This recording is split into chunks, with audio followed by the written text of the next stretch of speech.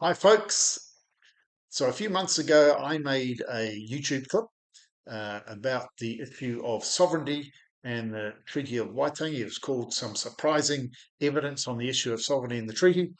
It was based on a specific historical event that I talk about in my book, One Sun in the Sky. But because I'm a little new to this YouTube thing, I didn't realize until recently that it had actually got quite a lot of views, nearly 12,000 last time I looked, hundreds of likes, and nearly 200 comments.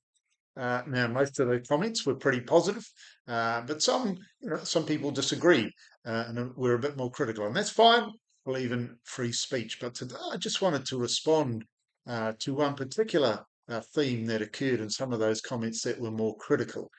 And but before I want to do that, and I want to respond because I think some of those people perhaps uh, didn't see the wider context of what I was trying to say in that video. But before I respond, just a quick recap of the original video. You should be able to find a link to that at the end of this clip if you want to go and watch that first. But a recap. So in that video, I told the story of a meeting, a hui, held September 1844 at Waimate North. There was a meeting between Governor Fitzroy and about 20 chiefs, local chiefs, and it was held at the Waimate mission station, which is about 15 kilometres inland from Kirikiri. Beautiful spot, and I've just got some photos here that I can show you from when I was there a few years back. Here's the chapel, and here's the mission house where the meeting would have been held. Maybe it was inside, or maybe it was outside on the lawn in front of this deck. Anyway, lovely spot. I do recommend going there. Now, the meeting was held in response to Hone Heke's felling of the flagstaff in Kororāreka for the third time as part of his growing rejection of Crown sovereignty and his rejection of the treaty signed at Waitangi 4 years earlier. Fitzroy had come north to address the situation and to hear the views of the local chiefs. And there's actually a transcript of that meeting. It's held in the Auckland Museum Library. Here it is, the governor's address to the chiefs assembled at Waimate on the 2nd of September 1844 and the substance of their reply. So this is authentic historical evidence directly relevant to the issue of sovereignty in the treaty. Why? Because from the chiefs' replies, we get a wonderful insight into how they understood the treaty, which they and many others had signed 4 years earlier. And as I noted in the original clip from their comments, it's pretty clear that all of them understood the treaty as establishing Crown sovereignty over all New Zealanders, both Māori and Pākehā, including them. Certainly none of them expressed the idea that, the governor was only to have authority over Pākehā settlers and they were maintain their full independent sovereignty. That's a modern view.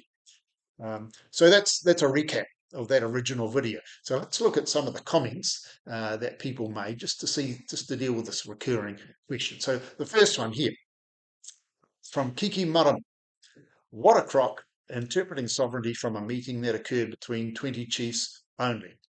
Well, actually, that's not what I'm trying to do, but we'll come back to that. Next one, Arms 26. Wait, so 579 rangatira signed Te Tiriti and 52 signed Te Whakaputanga, yet this guy is saying that 20 chiefs at Waimate agreed with the Crown, so that proves the Crown had sovereignty. Doesn't even know how numbers work, laugh out loud. Well, glad you got a laugh out of it, but again, that's not what I'm saying, and I'll come back to that in a minute. So, next one, Tuku. There were 500 chiefs at the time, but 20 speaks for Maori as a whole. This is a Pākehā telling of a Pākehā recording of a Pākehā view. That's why you aren't part of the overall narrative, just another YouTube video. Well, actually, it's not a Pākehā view. It's a view of 20 Maori chiefs recorded in an historical document. As for not being part of the overall narrative, well, given the original clips now had 12,000 views and the book sold 4,500 copies, maybe I'm more part of the narrative than you would like to think. I admit, however, I'm certainly not part of the establishment echo chamber on this matter. So, last comment from Melissa. Kia ora, Ewen. So, are you saying that the 20 chiefs ceded sovereignty for all Māori?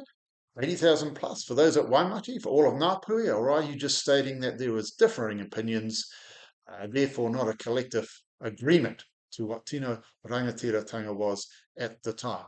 Well, kia ora, Melissa. Thank you for such a polite question. And no, I'm not saying that 20 chiefs ceded sovereignty for all Māori.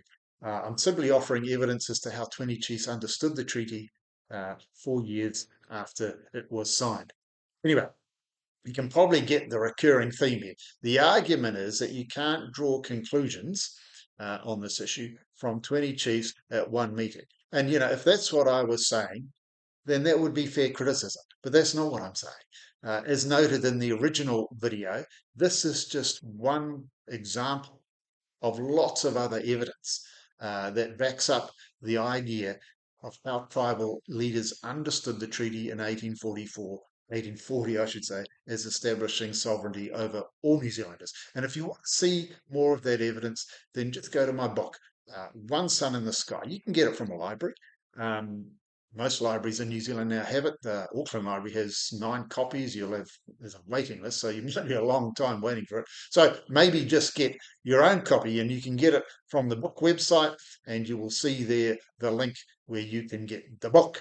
And it's full of similar accounts of letters, journals, newspaper articles from the 1800s, all fully referenced and all demonstrating Maori comprehension of the treaty as establishing the Crown as the preeminent governing authority in New Zealand, which is not to say that the Crown subsequently exercised that sovereignty in a just and fair way.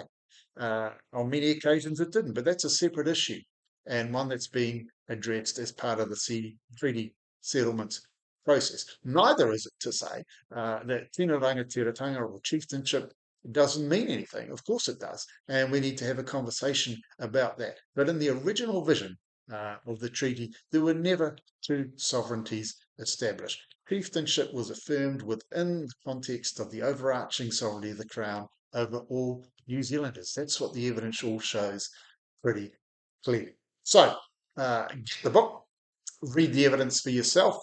Many New Zealanders now have. They've loved it. They've enjoyed it. They've found it really helpful.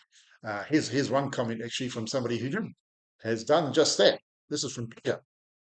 I have just finished reading your book, Ewen, and found it very interesting, extremely well written, a matter of fact, non-sensationalist look back at the truth of the founding of our nation. I believe this truth is the only way forward for us all. Anything else beckons anarchy. Well done. Thank you. Well, thank you, Peter. And so that's it for today. If you found this interesting, then please do subscribe. There should be a link also to the original video if you want to watch that. I intend to bring forward some more stories from the book, which I think people will find fascinating. So I'll see you in the next one. Cheers.